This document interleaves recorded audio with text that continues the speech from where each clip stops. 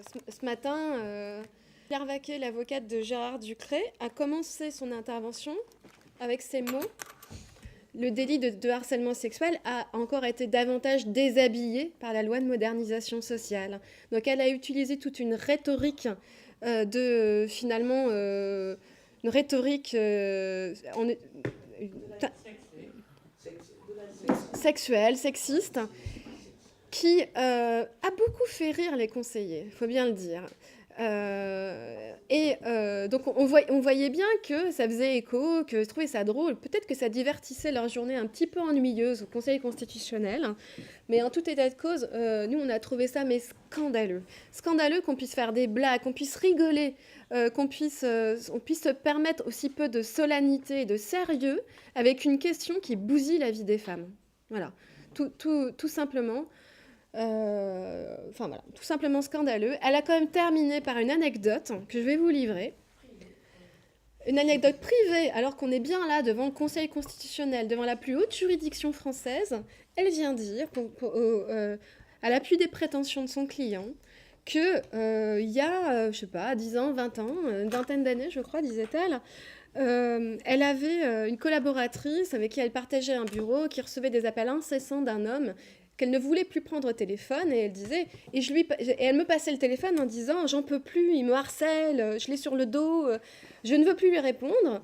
Et donc, elle s'adresse au conseil en disant, et vous savez pas quoi ? Ça fait 30 ans qu'ils sont mariés. Ça veut bien dire que les femmes, il faut un peu les entreprendre, il faut un peu les bousculer. Hein. Bah, elles peuvent dire non pendant un certain temps, et puis finalement, elles peuvent dire oui.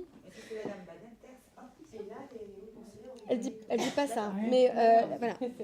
Mais c'est ce que ça voulait dire. C'est ce que ça voulait dire. Non, évidemment, elle est pas. Enfin, c'est quelqu'un qui est un peu plus subtil que ça, donc qui va pas jusqu'à dire. Elle a dit non, mais ça voulait dire oui. Elle trouve une parabole pour pouvoir le dire. C'était. Oui, peu importe. De toute façon, ça n'est pas le débat.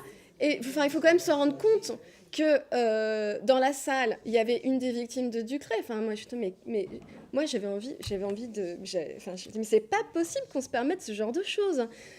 Et que sa plaidoirie peut être regardée par toute la population française. Enfin, je veux dire, et qu'on est devant le Conseil constitutionnel, quoi. Le Conseil constitutionnel, première instance. Des rapports hommes-femmes, c'est ça le problème.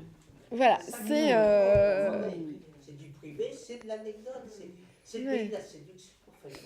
Donc, oui, alors ce qu'on doit vous dire, c'est que donc l'audience, on était convoqué à 9h30, que dans la salle, une journaliste qui couvre pour l'AFP les questions prioritaires de constitutionnalité nous a dit qu'elle n'avait jamais vu autant de monde dans la salle d'audience, qu'elle avait rarement vu ou jamais vu, je ne voudrais pas travestir sa parole, mais en tout cas une audience aussi animée avec autant de réactions de la part du Conseil, et que Emmanuel et Laetitia, qui sont arrivés pile à l'heure pour l'audience, se sont vus interdire l'entrée du Conseil constitutionnel au motif qu'il y avait que la salle attenante à la salle d'audience, qui normalement est ouverte pour du public afin de garantir le principe de publicité des débats, pour l'occasion n'a pas été ouverte, au motif qu'il y avait une affaire sensible.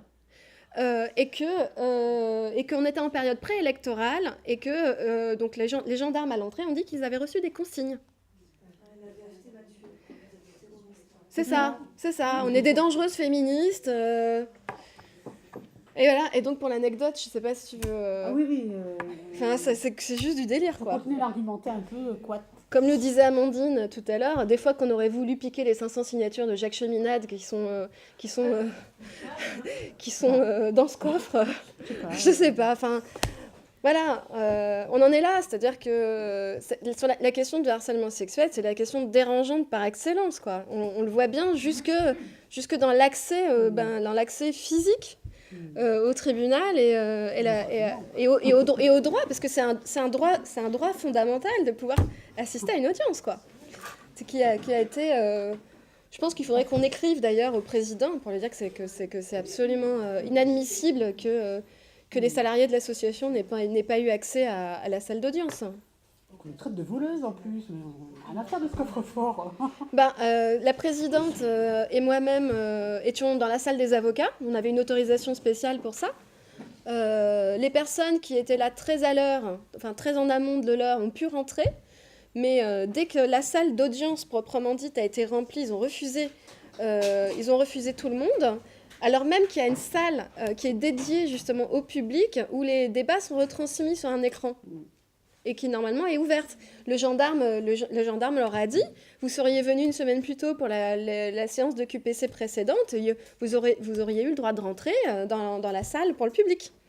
Mais parce que là, on traite d'une affaire sensible, C'est fou. vous êtes persona non grata. Et ça, c'est quand même complètement dingue.